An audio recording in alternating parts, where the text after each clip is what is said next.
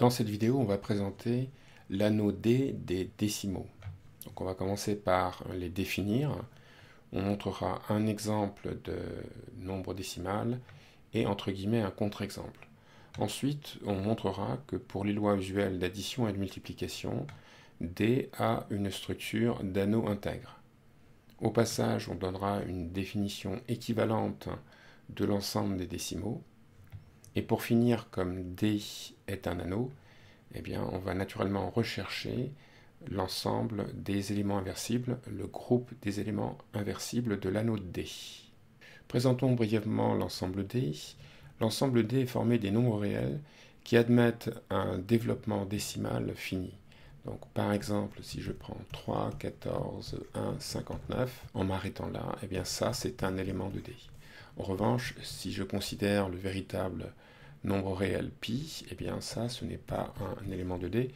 Ou pour prendre un exemple plus simple, si je prends un tiers dont le développement décimal est 0, 3, 3 jusqu'à l'infini, eh bien cet élément n'est pas un élément de D. On va définir l'ensemble des décimaux D comme étant l'ensemble des réels x, tel que si je multiplie donc x par une certaine puissance de 10, donc 10 puissance n x, le résultat est un entier, donc pour une certaine puissance de 10, donc je vais supposer donc entière et positive ou nulle. Pour revenir aux exemples de tout à l'heure, si je prends, disons, P égale 3, 14, 1, 59, eh bien je dis que c'est un élément de D, parce que si je multiplie P par une certaine puissance de 10, en l'occurrence donc 2, 4, 10 puissance 5, si je fais 10 puissance 5 P, je vais déplacer la virgule de 5 positions, et je vais obtenir le nombre entier, 314 159, donc ça c'est un entier, et donc j'ai une puissance de 10 qui est positive, qui multiplie en P me donne un entier.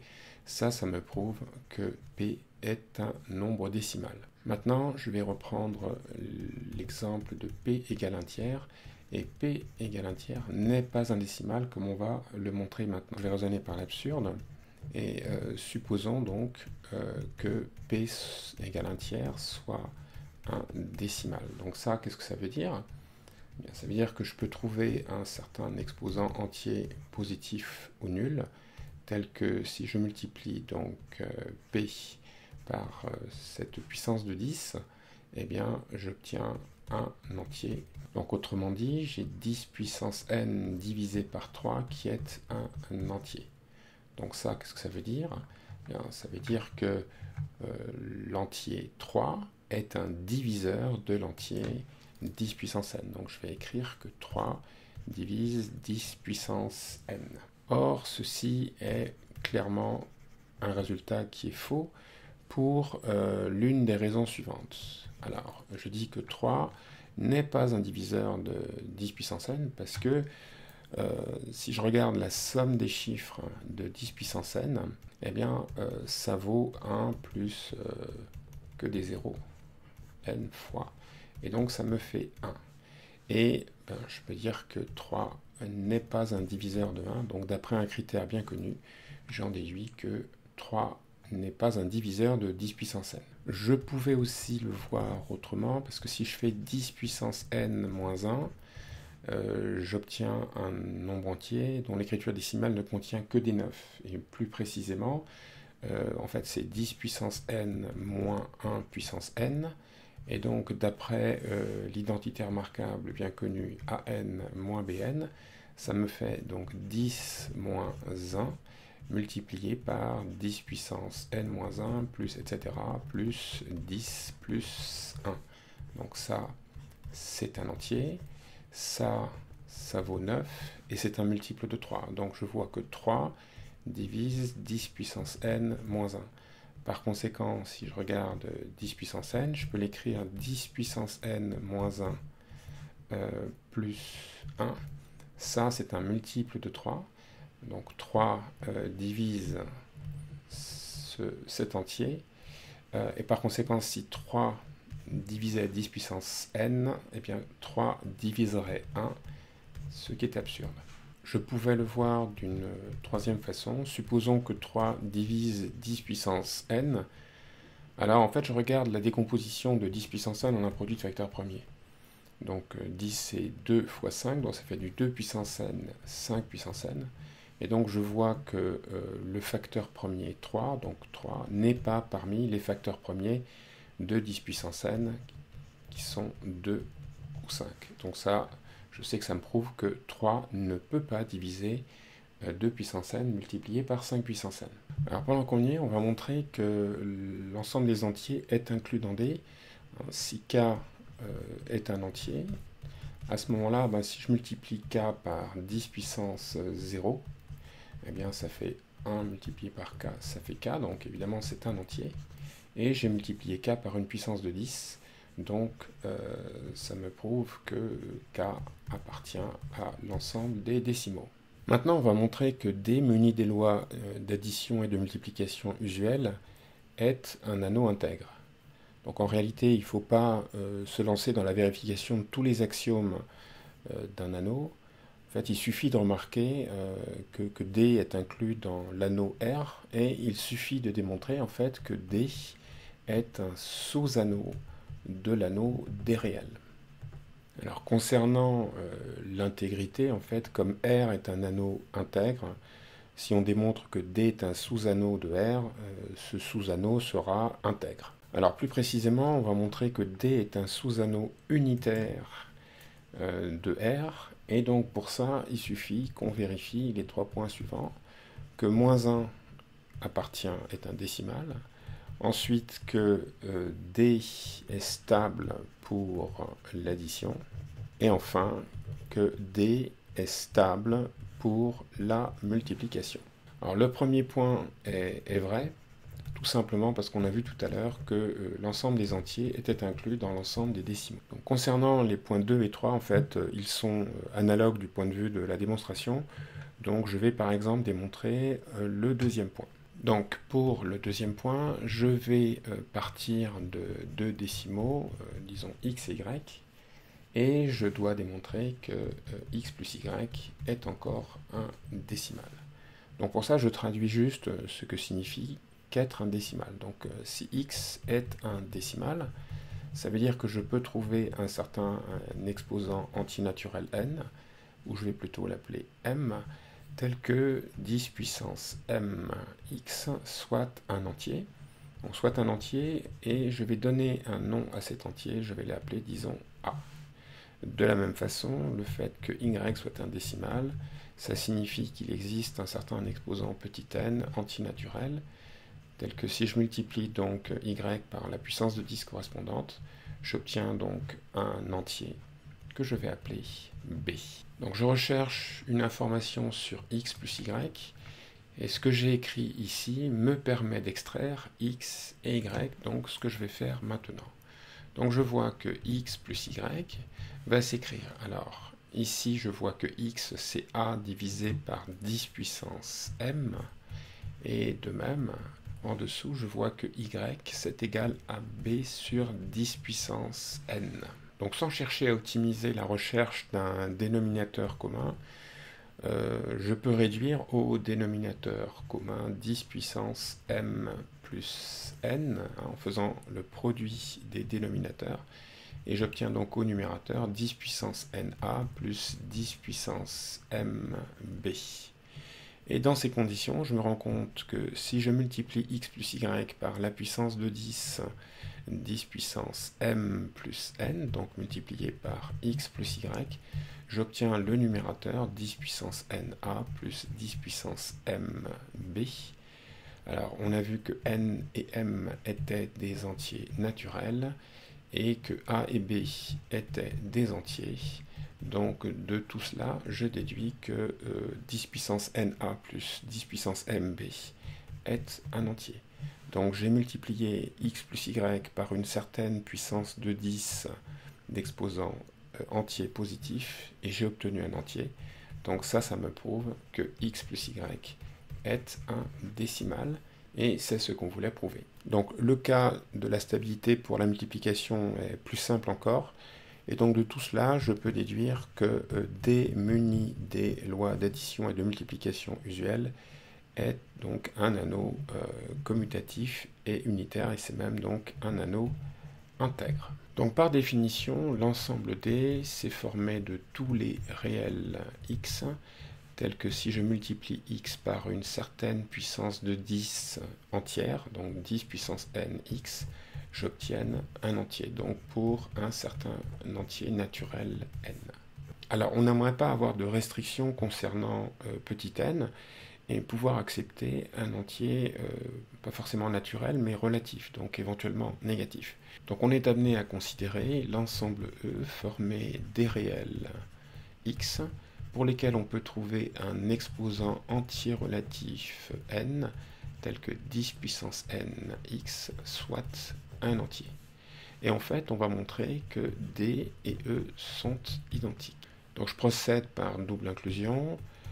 Il y a une inclusion qui est évidente, c'est que D est inclus dans E. Pourquoi? Si je prends un décimal, il existe un entier naturel n tel que 10 puissance n x soit un entier.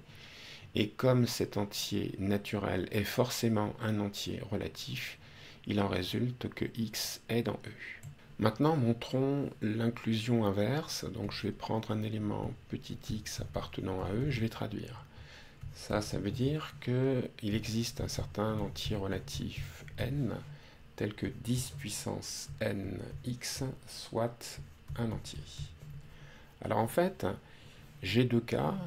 Premier cas, eh bien, tout se passe bien, c'est-à-dire que l'entier n est positif. Alors à ce moment-là, j'ai rien à faire. Je vois tout de suite que x appartient à D par définition. Maintenant, deuxième cas, supposons que n soit strictement négatif, un entier strictement négatif. Le 10 puissance nx qui est ici, je vais lui donner un nom, je vais l'appeler a, en sorte que je vais avoir donc x, que je peux calculer, équivaut à sur 10 puissance n. Mais ça fait aussi 10 puissance moins n multiplié par a. Or, moins n est un entier strictement positif, en sorte que 10 puissance moins n est un entier, une puissance de 10, et puis a est par définition un entier, comme c'est écrit ici. Donc, finalement, il apparaît que x est tout simplement un entier, et on a vu que les entiers étaient des nombres décimaux.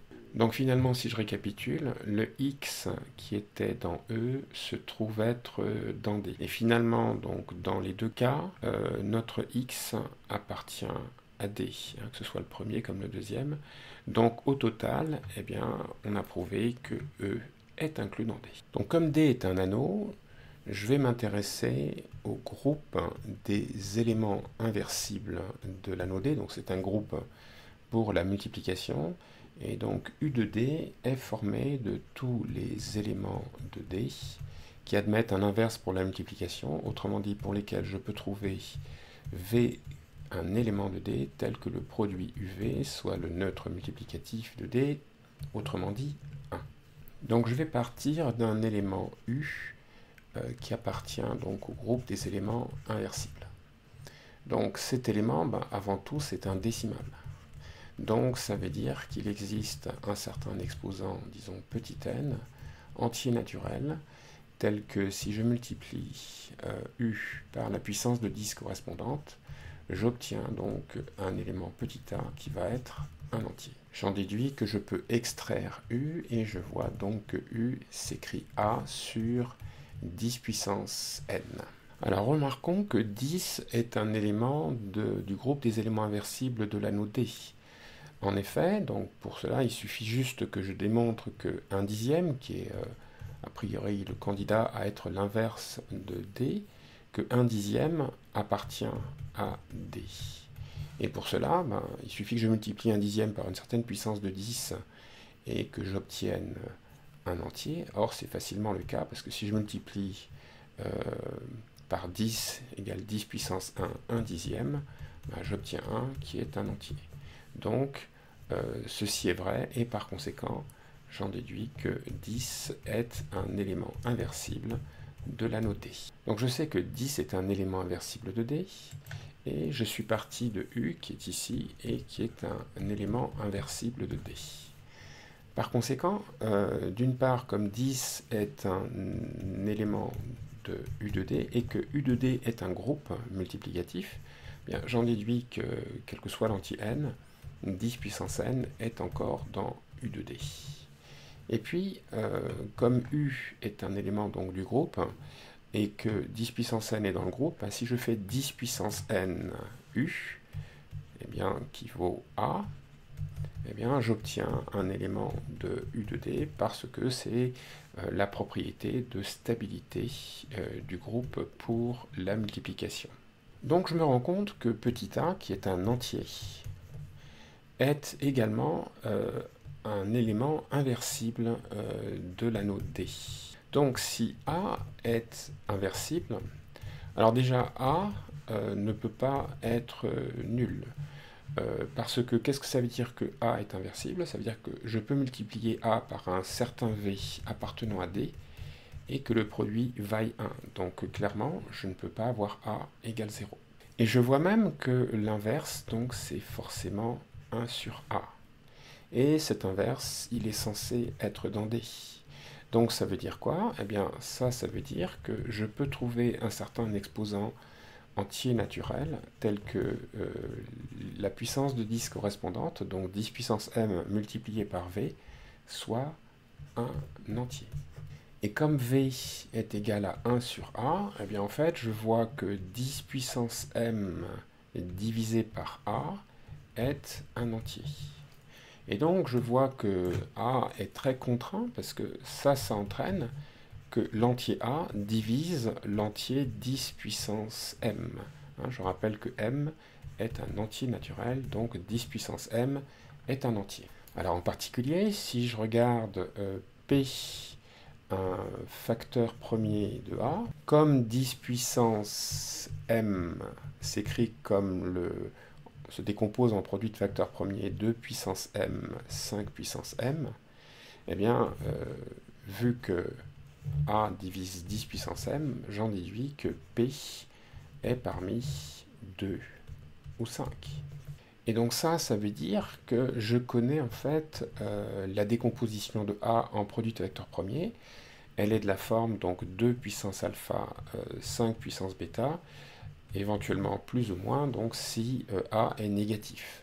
Maintenant, je reviens à mon élément U qui était dans U de D, et qui s'écrivait donc U égale A sur 10 puissance n. Donc c'est ce qu'on avait vu plus haut, exactement ici.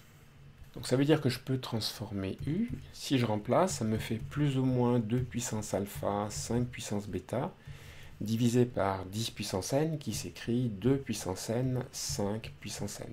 Donc tout ceci serait écrit plus ou moins 2 puissance s, disons 5 puissance t, où je vois que s et t sont des entiers. Donc si je récapitule, je vois que le groupe des éléments inversibles est inclus dans l'ensemble des éléments qui s'écrivent comme ceci, autrement dit l'ensemble des plus ou moins 2 puissance s, 5 puissance t, lorsque S et T parcourent librement Z.